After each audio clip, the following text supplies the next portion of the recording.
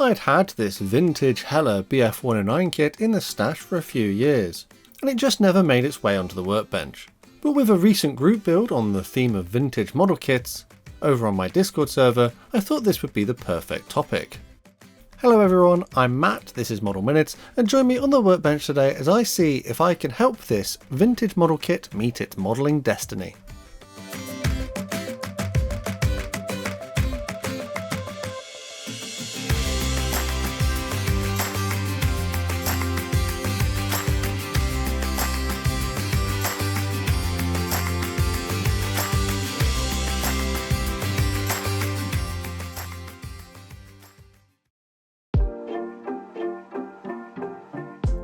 For a deeper dive inside the box of this kit, check out the dedicated unboxing video I've already made on that topic.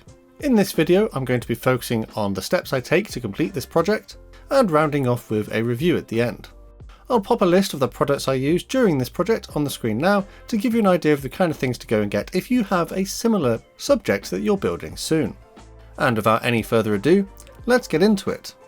Before I actually start the build, you'll notice that the decals that came included in this 1970s vintage kit have yellowed quite a bit. To save time, I'm going to throw these in my UV box, and hopefully they should be ready by the time I need them. My UV box is simply just a plastic box lined with tinfoil and a string of UV lights placed inside. This should help bleach the decals back to a more usable condition. Another thing I identified during my unboxing video is that this particular kit, given its age, came with a glue capsule included in the bag. Unfortunately, with the passage of time, the glue has evaporated, and it appears to have fogged up the plastic canopy. There's not much I can do about this now, so I will just use this plastic canopy in its slightly damaged condition, almost as a testament to the age of this kit. I think though it is time to start building. As normal, I'll cut the parts that I need away from the sprue using my cutters, or a sharp knife. This kit doesn't feature too much in the way of flash, but there are some areas which needed cleaning up. There are some ejector pin marks in places, too, that could benefit from a little sanding. Tamiya extra thin cement is my glue of choice in this project, and I started where you normally begin with an aircraft, and that was in the cockpit. As you can probably expect, there's not a great deal of detail inside of here. We do get a seat for a pilot. Unfortunately, no pilot is included, and this gets glued onto the cockpit floor along with a bulkhead and a control stick. But before I got too far, I realised that things wouldn't quite fit inside of the cockpit, so what I actually decided to do was glue all of these elements inside of the cockpit walls. Technically, you are meant to glue the cockpit floor to the lower wing surface, but I kind of didn't realise that here, and instead opted to glue things into the internal fuselage walls in a position that made them look a little bit more sensible. So with that done, it's time to get a bit of paint out. Because there's not a lot of detail, I'm just going to use this Humbrol 32, which is a dark grey acrylic, and paint it on all the internal surfaces of the cockpit area. There aren't really any details to pick out, and there's no pilot figure included, so this will just kind of help to hide the fact that there aren't that many details. With that done, I installed the front of the nose. This is where I will mount the propeller later, but you could assemble the propeller and attach it now, which would allow you to have it freely rotate. I will instead just opt to glue it on at the end. And the fuselage joint is reasonably okay, but I would spend a little bit of time cleaning it up. Remembering of course that there should be a seam down the centre line of the fuselage, because that was true to the real life Bf 109. There is a little headrest which can be glued in at this point as well, which I've already painted. And then I moved on. There is a tropical filter for this version of the aircraft which comes in two halves. I think this tropical filter might be slightly overscale, but I will use it. It was glued into its hole on the side of the aircraft. Now turning my attention to the wings. This comes quite traditionally with a lower wing surface which has to have the upper wings glued onto it. This was reasonably okay, I just had to take a bit of care to make sure things were lined up correctly. There are some weight balancers on the lower sides of the ailerons which were glued into their holes here. And then it was time to attach the wings to the fuselage. The fit here did take a little bit of sanding in a few places just to get it right, but actually I didn't bother using any filler. I kind of just want to have fun with this project, and filling seams and sanding them all down doesn't really do that for me. And whilst it might look like there was a bit of a gap at the wing roots, actually by applying a little bit of pressure and forcing the wings up, it would actually give more dihedral and help close the gap. A tail wheel can be glued in at the rear of the aircraft, and then I attached the horizontal tail surfaces into their slots. I did have to take some care here to make sure that they were level and didn't droop as the glue dried. The aforementioned propeller can be assembled in a number of components. We have a back plate where the propeller is glued onto it, and then the spinner is glued over the top. After this I moved on to the landing gear. The landing gear doors have these noticeable ejector pin marks, so I just sanded them down. And then the rather crude landing gear legs can be glued onto the landing gear doors. There are some locating holes to help with the alignment. One tiny little upgrade I want to make is to add a couple of machine guns to the nose of the aircraft.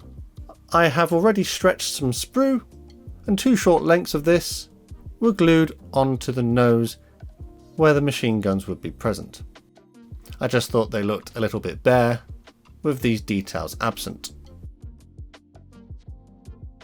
Now the cockpit canopy, I used some Humbrol Clear Fix to glue it onto the model. Clear Fix should dry clear and strong and not react any further with this clear part. I have already masked the clear part using my normal technique, which is to apply tape and cut it using the canopy framework as a guide. When that was in place, the aerial mast was glued in behind the cockpit canopy. And now it's time to prime. I've been enjoying using this Army Painter black primer recently. It just gives a really uniform base for the next layers of paint to stick to. I am kind of following the painting instructions in the kit, and the first colour it calls for is some white. So this Outlaw Paints RAF white was loaded into my airbrush and was applied to the spinner on the propeller, the rudder on the tail, the lower side wingtips, the very front panels on the nose, and also a band on the fuselage. Whilst I had this paint in the airbrush, I also did a little bit of highlighting and shading along the various panel lines. This should help give a very subtle modulation to the next layers of paint, which I'll apply over the top. The first paint I'm going to go for is this RLM 78 from Vallejo, and quite often I will add just a drop of thinner to Vallejo Model Air paints just to prevent some tip dry. This was sprayed onto all the lower surfaces of the aircraft, and I am kind of going for a fairly uniform finish here, but that shading and highlights I added earlier should help give a very muted modulated panel work effect. I would mask the lower side when it was dry, and then this Vallejo RLM 79 Sand Yellow is going to form the primary colour of the upper surfaces. Once again, this would be airbrushed over the upper surfaces in exactly the same way. When that was all dry, this gunmetal paint would be carefully used to pick out those gun barrels I added to the nose, and also the filter part of the filter, as well as a few little areas such as the engine exhausts and the pitot tube on the wing. Humbrol number 241, which is an RLM 70 colour, was carefully painted onto the blades of the propeller. That 32 dark grey makes a reappearance here and was painted into the landing gear bays. There's no detail here, so I just did this by hand, taking care to avoid the upper surfaces I've just painted. I'd also use this on the internal surfaces of the landing gear covers and legs. Vallejo black would be used to carefully pick out the wheel at the rear of the aircraft. And then with all the painting done, it was time to give the entire model a coat of gloss varnish. This was loaded straight into the airbrush and applied over the entire aircraft to hopefully give a nice smooth surface in preparation for the decals. Given the age of the decals, I want to give them the best chance they will have to stick onto the surface and not cause any problems. I've already cut the decal sheet into more manageable parts, and despite spending almost an entire day in my UV light box, the yellowing has improved slightly, but it's not fantastic. To try and solve this issue, I'm going to carefully cut away the excess decal film to try and leave just the printed areas. Once I'd done that, I soaked these decals in some warm water to help release them from the backing paper. which did take a little while, probably due to their age. If you ever get confused with your brush water and your cup of tea, why don't you get a brush water mug for your workbench and never make that mistake again? Check out the merch store and you'll help support the channel. To help settle these decals onto the surface of the model, some VMS decal set and fix would be painted onto the relevant areas. The decals were then applied in my normal way, which is to slide them into position and carefully align them using the painting instructions as a guide. There aren't that many decals included in the kit, and this was relatively quick and straightforward to do. I just needed to take a little bit of extra time to allow the decals to soak, but for the most part I was actually quite impressed that the decals were still mostly usable despite all this time. I suppose it's only fair to say that I've had more modern decals of a lesser quality. To help soften the decals further into the surface of the plastic, some VMS decal softener was painted over the top.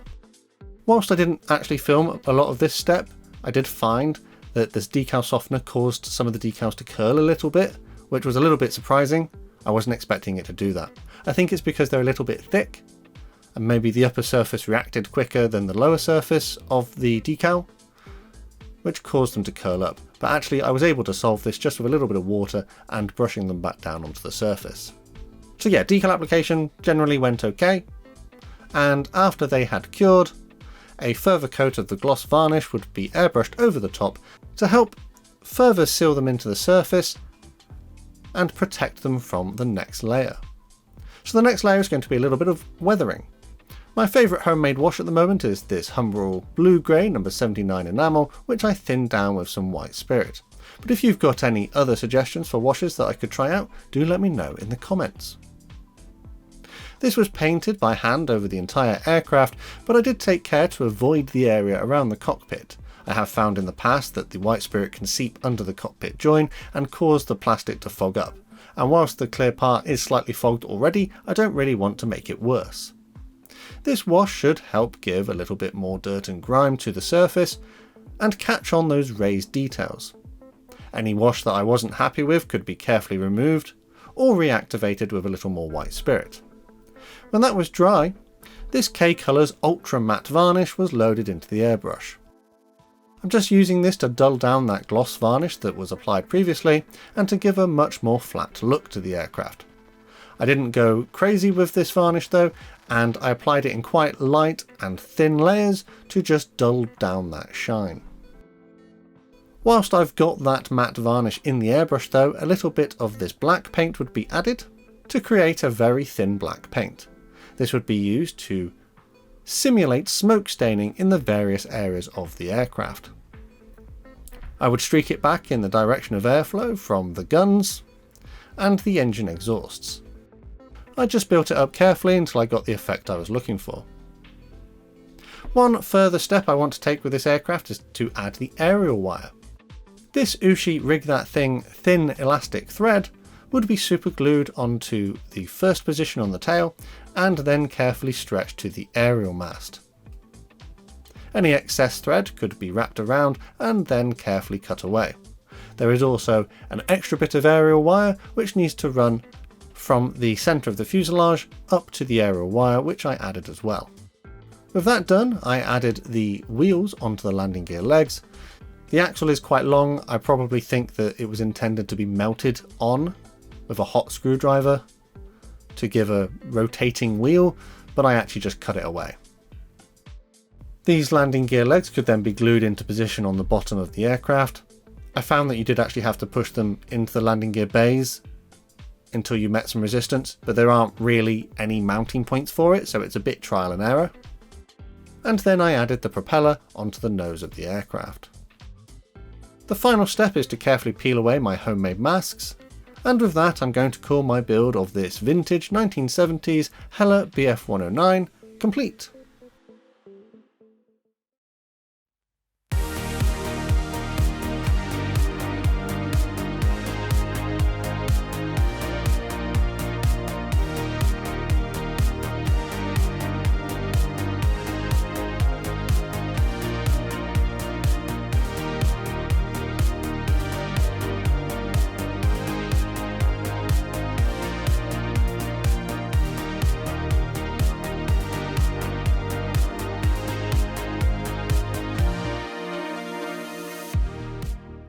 And there we have it, that's another build under the belt.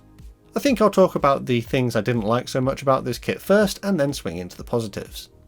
It is without a shadow of a doubt that a kit of this age is going to have some problems, partly due to the way it was designed back in the past, but also due to the fact that it is old and age can cause things to degrade. So as I identified at the beginning of the video, the decals having yellowed was something that I kind of remedied by exposing to UV light and cutting away the excess film. In the finished build, I'm actually quite happy with the decals and they don't look too bad. Annoyingly though, that glue capsule that had off-gassed and evaporated inside the plastic bag had caused the cockpit canopy to fog.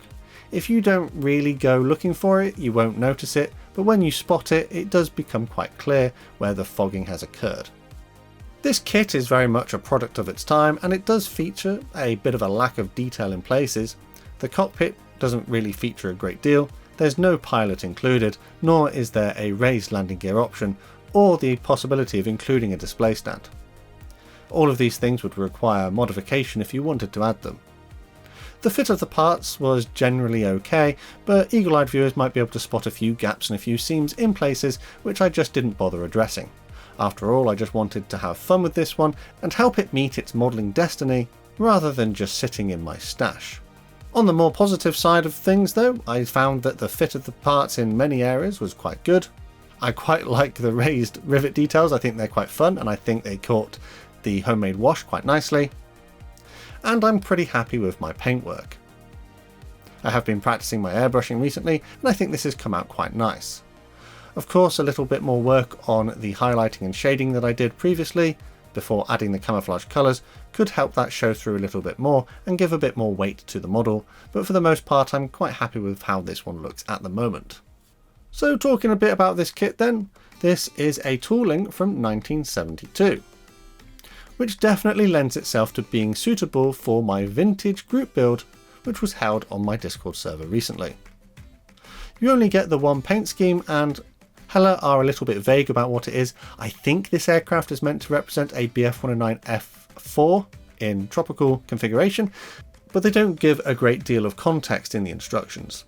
I don't really recall how much I paid for this, but it must have been less than a £5.